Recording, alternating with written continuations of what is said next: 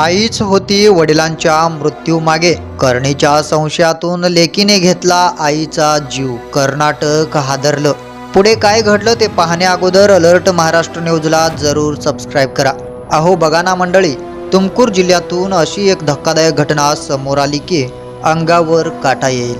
33 वर्षाची सुचित्रा, बापावर जीव टाकणारी लेक, पण त्या लेकरानंच स्वतःच्या आईचा जीव घेतला. आणि कारण काय?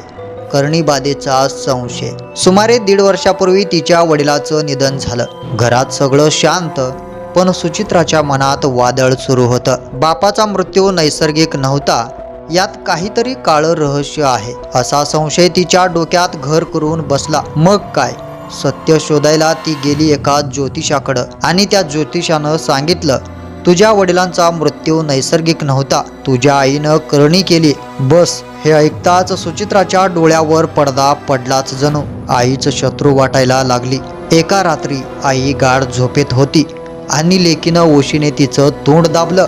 जिच्या खुशीत वाढली त्याच आईचा श्वास कायमचा थांबवला. इतकंच नाही तर कोणाला संशय येऊ नये म्हणून घाईघाईनं अंत्यसंस्काराची तयारीही सुरू केली. पण म्हणतात ना, गुन्हा कितीही लपवला तरी सत्य बाहेर येतच. सुचित्राचं वागणं पाहून नातेवाईकांना संशय आला. अंत्यसंस्कार थांबवले, पोलिसांना बोलावलं. कसून चौकशी होताच सुचित्रानं गुन्ह्याची कबुली दिली.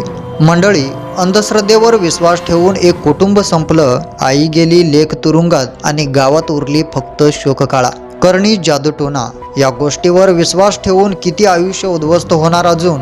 अशा थरारक आणि सत्य घटनासाठी अलर्ट महाराष्ट्र न्यूज चॅनेलला सबस्क्राईब करा. व्हिडिओ लाईक करा आणि कमेंटमध्ये सांगा, अंधश्रद्धा थांबलीच पाहिजे.